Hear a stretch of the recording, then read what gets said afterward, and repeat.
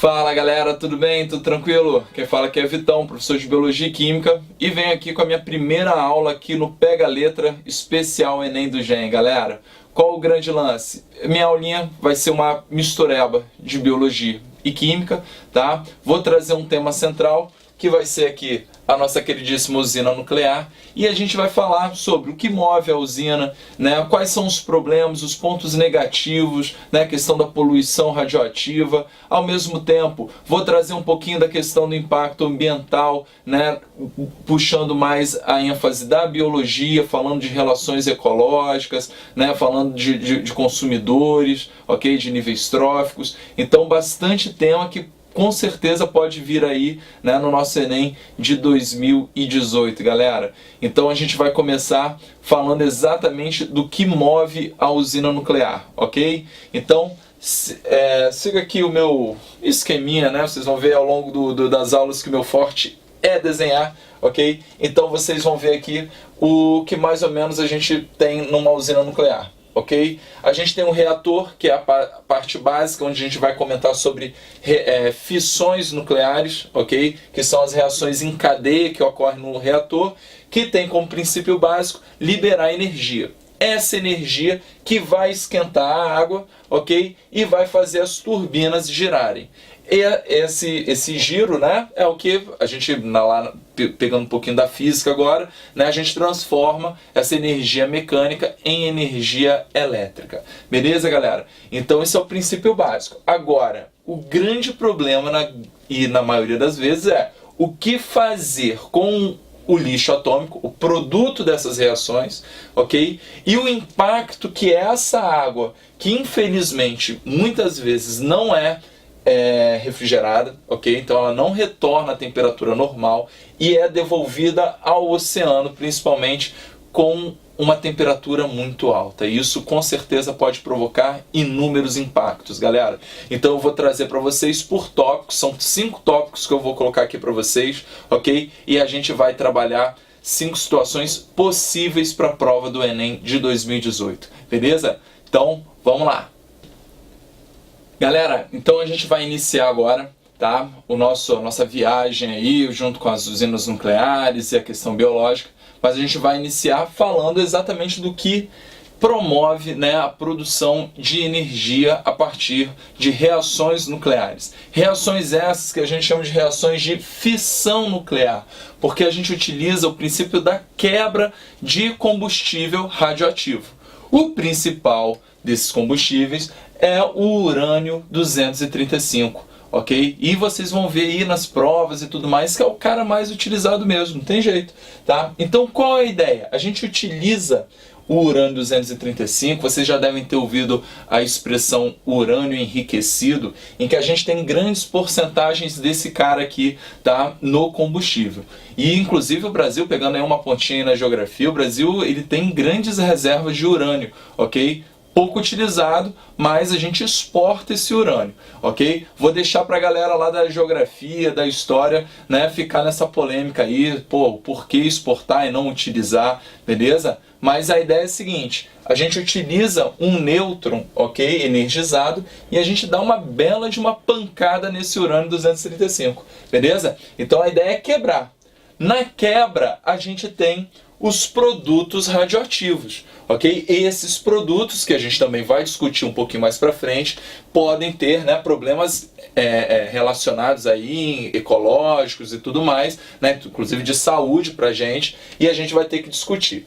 Eu coloquei aqui uma espécie de uma questão, na verdade é o meu exemplo, ok? Que diz a respeito, né, da produção de energia, que é o objetivo, beleza, ok? Só que lembrem o seguinte, como a gente tem como subproduto aqui outros nêutrons, o que acontece, galera? Esses nêutrons eles são utilizados para reações em cadeias, para quebrar outros urânios, ok? Então a gente diz que essa reação ela ocorre em cadeia, ok? Vários nêutrons produzidos quebram outros urânios e por aí vai, Beleza, galera? Então esse é o princípio básico. Eu vou fazer uma questão e vocês vão utilizar essa informação. Mas para aproveitar o nosso tempo aqui, vamos relacionar um pouquinho de radioatividade até com atomística. Beleza? Por quê, galera? Se eu tenho o urânio 235 e quebrei com um nêutron, ok? Eu já apontei para vocês aqui um determinado subproduto, ok? O bário, certo? E o cara pode me pedir, e pedem alguns tipos de questões, tá? Tanto a massa quanto o número atômico de um outro subproduto, ok? E aí você vai utilizar o princípio básico de Lavoisier, que diz o quê? Que nada, né, se destrói, nada se constrói, tudo se transforma. Então, se você tem aqui, nos reagentes, uma quantidade, ok, de massa, em que eu somo 235 com 236, ok? Vocês têm que afirmar para mim que nos produtos eu também tenho que ter 236 de massa, ok? Só que, galera, eu já considerei aqui o bário, 144, e 3 nêutrons, ok? Que contribui cada um com 1 de massa. Então, galera, o que eu vou ter que fazer? Tiro 144, ok? Que é a massa do bário. Tiro os 3 do nêutron, beleza? E aí eu obtenho exatamente o que, galera? 89 de massa, ok? Então, a massa desse elemento X, ok, é 89. Ok? E galera, a ideia para os reagentes será exatamente a mesma, só que eu tenho uma facilidade aí. Por quê? Lembre que os nêutrons, eles não contribuem aqui com o número atômico. Ok? Então, se eu tenho o urânio 92 e apenas um nêutron, eu considero os 92 prótons. Ok? Então, eu tenho que ter nos produtos, ok, 92 de próton. Show? Só que eu tenho 56 aqui do bário, ok? E tenho os 3 nêutrons que não vão influenciar no meu número atômico. Então basta eu tirar o quê? 56 aqui e sobram quanto? 36. Beleza?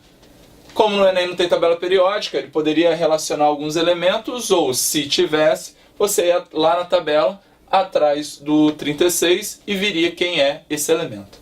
Beleza, galera? Então, vamos agora para a questão. Galera, a questão do Enem de 2015 diz o seguinte: a bomba reduz nêutrons e neutrinos e abana-se com um leque da reação em cadeia.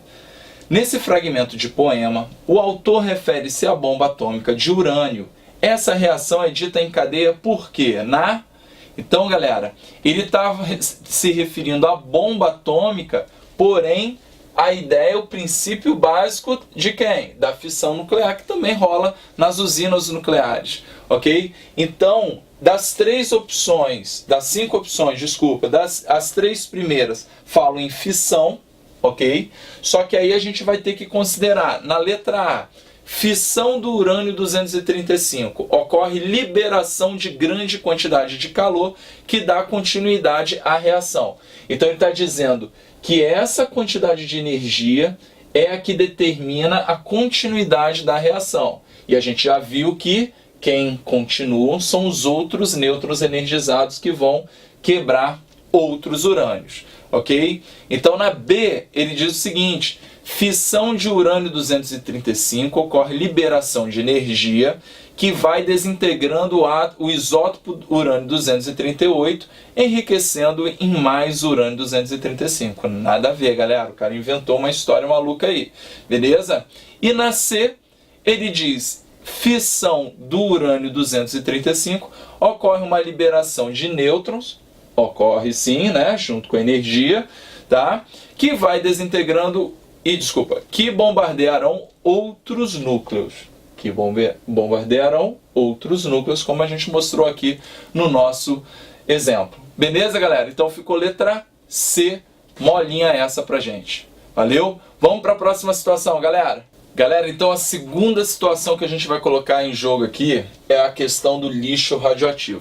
Com certeza a grande preocupação que a gente tem em relação à energia nuclear. Até porque a gente tem exemplos, né, bem complicados, como foi Chernobyl, como no Japão agora um pouco mais recentemente temos a questão de Fukushima. Então realmente, né, os danos causados aí pelo lixo radioativo podem ser irreversíveis e causar a morte de muita gente e de muitos outros organismos também, né? Não vamos pensar que só tem ser humano nesse planeta, tem muitos outros organismos, a gente, né, tem que estar preocupado com eles também. Então galera, o papo é o seguinte: em relação ao lixo radioativo, né, a gente tem primeiramente que se preocupar em que fazer com ele, né? Normalmente o que se faz é pega lá, né, todo o resíduo, coloca em tonéis muito vedados, né, de resistência elevadíssimas, faz um buracão e joga lá para o fundo, né? Isso é o clássico, beleza? Agora a gente também tem alguns que são mais perigosos, que são tratados na própria usina, ok? Então tem algumas situações. Então assim, se você pegar aí na história, né, a quantidade de problemas que a gente teve com a questão do lixo é muito pequena, né? A questão de Chernobyl, que talvez seja a mais grave, a gente tem uma questão política envolvida por trás, que é um papo bem bacana também para a galera da geografia e da história que podem discutir, tá? Então assim, hoje em dia, né, a gente fala, então, Vitão, Fukushima aqui, pô, pouquinho tempo. Só que, galera, lembra que Fukushima a gente precisou do maior tsunami da história e, na verdade, a gente não teve tantos problemas em relação ao lixo radioativo. Então, vale a pena pesquisar, vale a pena dar uma lida em relação a isso aí no âmbito da geografia e da história. Galera, pensando na química e na biologia, a gente tem que se preocupar sim. Agora, qual é a grande preocupação? E o que normalmente envolve nas questões de vestibular, galera? A gente fala das partículas radioativas, ok? Alfa, beta e gama, que a gente inclui, porém, eu já deixei bem claro aqui, nem vou falar muito dela, ok? Mas as radiações gama são ondas eletromagnéticas, ok? Então elas não são partículas, ok? E não alteram o isótopo radioativo, beleza? Então, como que isso pode ser cobrado? Vou fazer uma questão para vocês, ok? Mas vou fugir um pouquinho dela também para a gente acrescentar alguns conceitos importantes aqui para vocês, ok? No caso da partícula alfa, galera, a gente tem, quando ele é emitido, a perda de 2 prótons e de 2 nêutrons, ok? Então a gente caracteriza esse cara como, se são 2 prótons e 2 nêutrons, eu tô com um somatório aqui de quanto? De 4 de massa, beleza? E boto o 2 aqui embaixo que representa o número de prótons. Então, galera, se eu tenho urânio 235, né, aqui, e emitindo um alfa, qual vai ser a massa e o número atômico do meu elemento X, galera? Ué, se eu acabei de dizer que ele perde 4 de massa e 2 de próton, 235 menos 4, 2, 3, 1, ok? E 92 de prótons menos 2, eu considero 90, ok? Então, galera, posso pesquisar lá na tabela periódica quem é esse elemento. E no caso da emissão de beta, galera, a gente tem, na verdade, uma sequência de reações um pouquinho complicadas que não condiz muito a gente falar aqui, mas a gente caracteriza, né, na verdade, a transformação em um elétron que é juntado ao núcleo. Por isso que eu considero o ganho de um próton, ok? Um próton, mas como a massa do elétron é desprezível, ok? A gente caracteriza assim beta. 0 e menos 1. Então, se eu tenho um urânio 235 emitindo beta, o que acontece? Eu tenho o ganho do número atômico, então de 92 vai para 93, ok? E o 235, galera, o que acontece? Mantenho. Por quê? Porque eu acabei de falar que não interfere nada, né, na massa a emissão de beta. Tranquilão, galera? Então, esse elemento eu acabei botando no local errado aqui, né? Então 235 aqui, desculpa, e 93 aqui. Beleza? Então beta é 0 menos 1. Show de bola? Aí fica bonitinho. Tranquilo? E galera, em relação aos problemas biológicos, ok? Alfa, como ele é muito grande, ele não tem um poder, tá, de penetrância muito grande na pele. Então, normalmente, quando você tem grandes emissões de alfa, ele causa queimaduras na pele, ok? O grande problema de beta e gama é que os dois conseguem o quê? Penetrar na pele.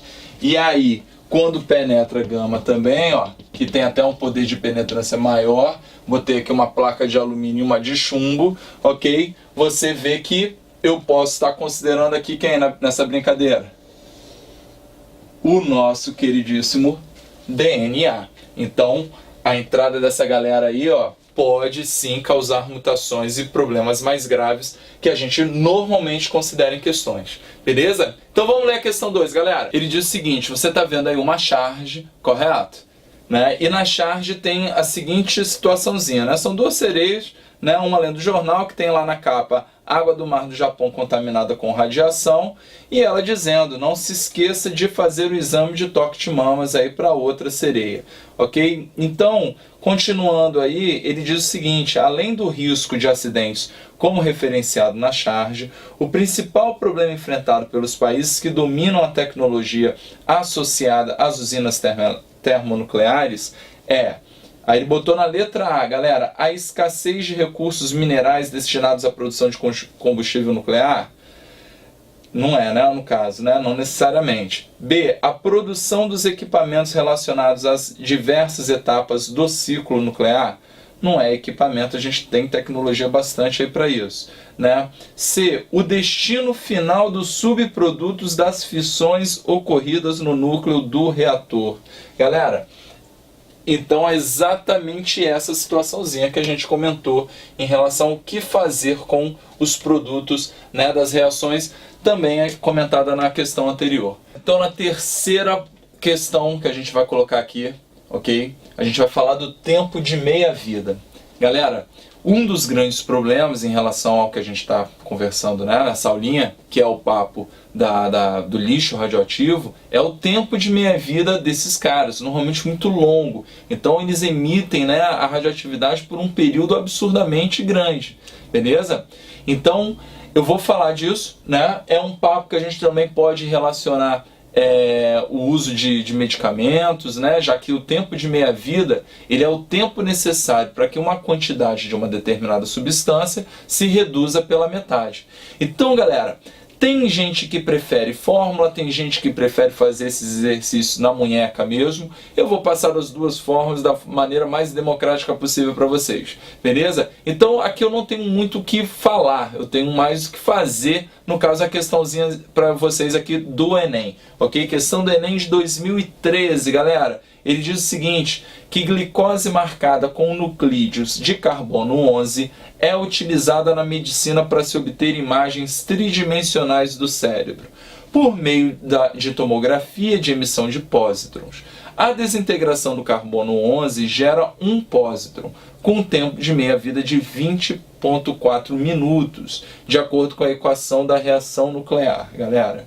E aí ele botou a reação para vocês aí, e ele diz que a partir da injeção de glicose marcada com esse nuclídeo, o tempo de aquisição de uma imagem de tomografia é 5 meias-vidas. Considerando que o medicamento contém 1 grama do carbono 11, a massa em miligramas do nuclídeo, né, restante, após a aquisição da imagem, é mais próxima de... Então ele botou aí as opções todas em miligrama, galera. Então vamos tentar fazer isso aí com o menor número de contas possível. Então, galera, a galera da fórmula vai utilizar essa aqui. Massa final é igual a massa inicial 2 elevado a n, sendo que n é o número de meias-vidas, ok? Que a gente representa dessa maneira. Show?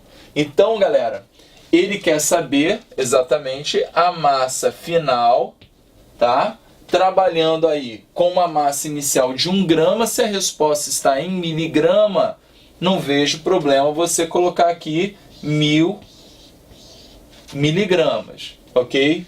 E aí você teria que jogar o 2 elevado aos 5, né, períodos aí de meia-vida que ele colocou para vocês, beleza? É só fazer a continha, tá? Ou quem prefere o trabalho na munheca e evitar decorar fórmula, já que tem 1 milhão de fórmulas de matemática, 1 trilhão de fórmulas de física, ok? Trabalha com a lógica da vida sem problema algum. Como assim, Vitão? Pega a massa inicial que você tem, 1000 miligramas, ok? E vai trabalhando, né? Ah, passou uma meia-vida, estou falando de 500 miligramas, ok? Passou outra meia-vida, 250 miligramas. Mais uma meia-vida, ok? 125 miligramas. Mais uma meia-vida, ok? A gente vai ter 60,25 miligramas. E a resposta final, já que eu tenho 1, 2, 3, 4, vai ser exatamente quanto, galera? A metade disso aqui. Vai fazer a conta na íntegra? Pra quê, né? O único que tem algo próximo de 30 é exatamente quem? A resposta D. Beleza, galera? Então agora a gente vai para a quarta questãozinha, para o quarto tópico, em que eu vou trazer agora os pontos positivos da usina nuclear, que na verdade é o grande argumento de quem defende, né, o uso da usina nesse mundão. Valeu? Então vamos lá.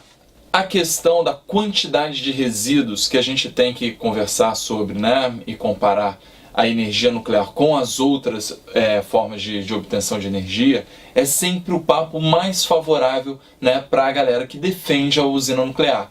Por quê, galera? Porque de fato a quantidade ou de combustível ou de resíduo, tá, produzido é sempre uma quantidade muito inferior quando a gente relaciona a usina nuclear, ok? E a questãozinha que eu vou colocar para vocês agora, ela exatamente fala sobre isso, né? Ele te deu a quantidade, né, de calor liberado por grama de urânio e a quantidade de calor liberada por grama de gasolina, o que você já pode reparar, né, que tem uma diferença enorme, ó, né? 8 vezes 10 a 10 joules por grama de urânio e 5 vezes 10 a quarta joule por grama. Então, ó, se você trabalhar com a grandeza, tem uma diferença enorme aí para vocês perceberem o quanto que a gente precisa de muito menos combustível radioativo e por isso teremos muito menos lixo radioativo quando a gente utiliza o urânio, ok? E não a gasolina ou outros combustíveis energéticos, ok? Então, galera, a questãozinha ela diz o seguinte, vamos lá.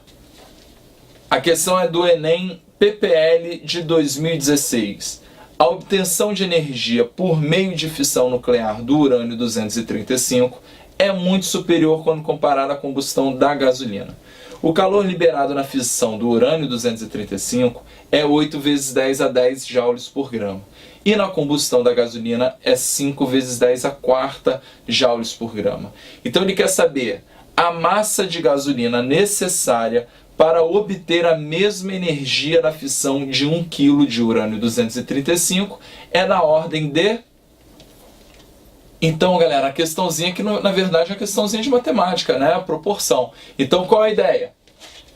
Se ele quer saber o quanto de gasolina a gente vai precisar, né, para produzir a mesma quantidade, né, de energia por via aqui urânio 235, no caso 1 quilinho, ok? Vamos trabalhar, vamos ver quanto que 1 kg de urânio 235 libera de energia. Então, se ele me deu a relação de 8 vezes 10 a 10 joules, ok? Para cada 1 grama, ok? Vamos descobrir a quantidade em joule que vai ser liberado para 1000 gramas, que é 10 a terceira. Então, galera, a quantidade de calor liberada por 1 kg ok, de urânio é de 8 vezes 10 a 13 joules. Beleza? Então agora a gente vai ver o quanto de gasolina vai ser necessário para produzir essa quantidade. Beleza? E ele me deu a relação aqui para a gasolina. Ele diz que para a gasolina são 5 vezes 10 a quarta joule para 1 grama. Então a gente vai pegar essa quantidade, ok? E jogar aqui 8 vezes 10, né? A 13 joule, que a gente vai descobrir o x da questão, ok? Então, galera, o meu x da questão, ó, ficou 8, né? A gente vai cruzar 8 vezes 10 a 13 dividido por 5 vezes 10 a quarta. Beleza, galera? E aí é só fazer essa continha. Repare que nas opções ele só deu as grandezas, então você não precisa se preocupar, já que 8 dividido por 5, você sabe que é algo muito próximo de 1, certo? E ter cuidado com a nossa continha aqui, né? Já que 10 a 13 dividido por 10 a 4, você vai ter o quê? 10 a 13, repete, e diminui pelo 4 lá de baixo. Tranquilo? E aí, quanto é que fica isso aqui? Vai ficar 10 a 9 grama. Show, galera? Então, esse aí, como eu disse, é o grande argumento para quem defende a usina nuclear. Menos combustível, menos resíduo. Para quem relaciona o efeito estufa, né, queimar muito combustível, né, falando muito de termoelétricas, sempre uma porção enorme de produtos de CO2 liberado aí na atmosfera. Então, galera, fica aí um bom argumento para quem defende a usina nuclear. Valeu? E agora vamos para o quinto e último tópico, que aí a gente vai partir para a biologia, falando de relações ecológicas. Vamos lá? Cara, então agora a gente vai para o último tópico da nossa aulinha, ok? Em que a gente vai puxar agora um pouquinho mais pro lado da biologia, beleza? Então, eu vou puxar, na verdade, a questão do aumento da temperatura, certo? Porque, lembra no meu esqueminha lá no início da aula? A água que é utilizada para resfriar o reator, ok? Ou até mesmo para virar vapor, né? Girar as turbinas e produzir energia, elas retornam para o mar. Só que retornam para o mar, deveriam voltar com uma temperatura, né, pelo menos igual ao que elas foram para a usina. E não é isso que acontece sempre, ok? Na grande maioria das vezes, inclusive, ela volta em temperaturas mais elevadas. Então, galera, aumento de temperatura da água, principalmente, pode implicar em sérios problemas ambientais, ok?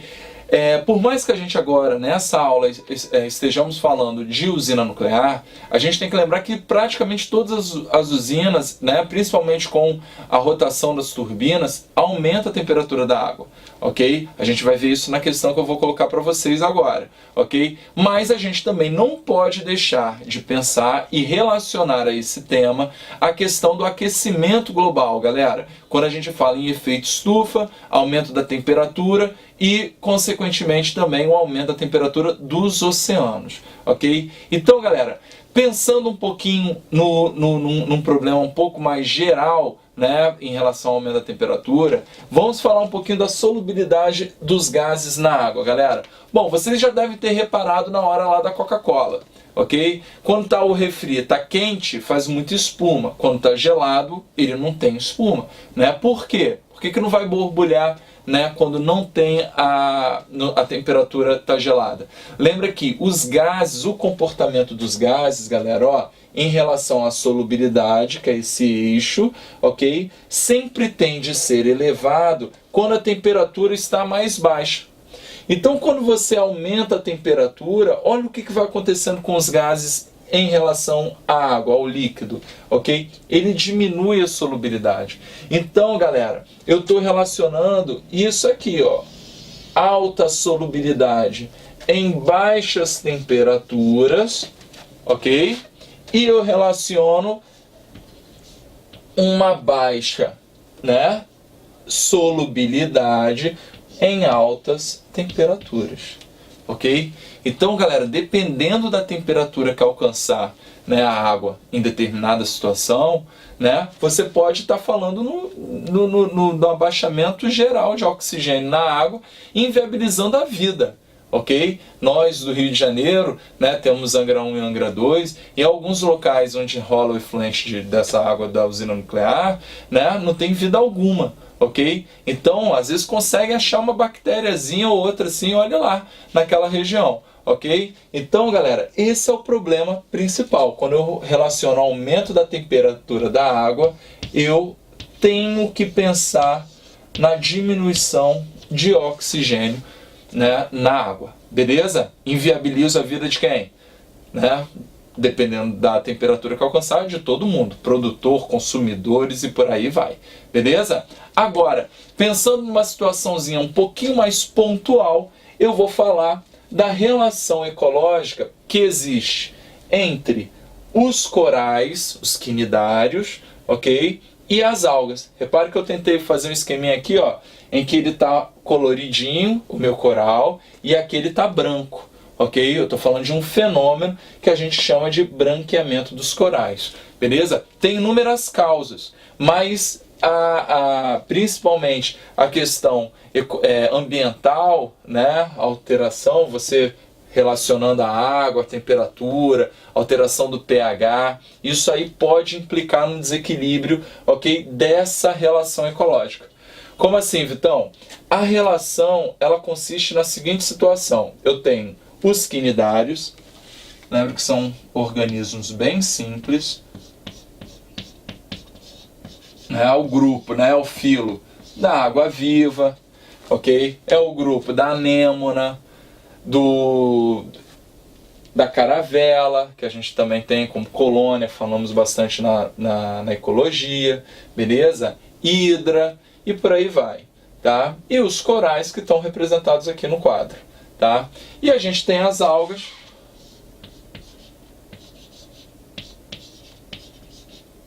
lembrando que alga é colocado no reino protista, ok? Autotrófico, beleza? E qual é a relação? A alga, ela faz fotossíntese, então ela nutre o quinidário, ok? Enquanto o quinidário está ali, pô, dando moradia para as algas, né, numa boa proteção e tudo mais. Então a gente relaciona o que chamamos de mutualismo, ok? Que é positivo para os dois, tanto para a alga quanto para o quinidário, ok? Só que a gente considera essa relação obrigatória.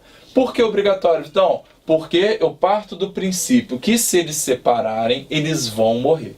Ok? E aí, galera, o impacto ambiental, principalmente da água, da temperatura, né, o aumento da temperatura da água, causa um estresse nas algas que deixam o quinidário. Olha só.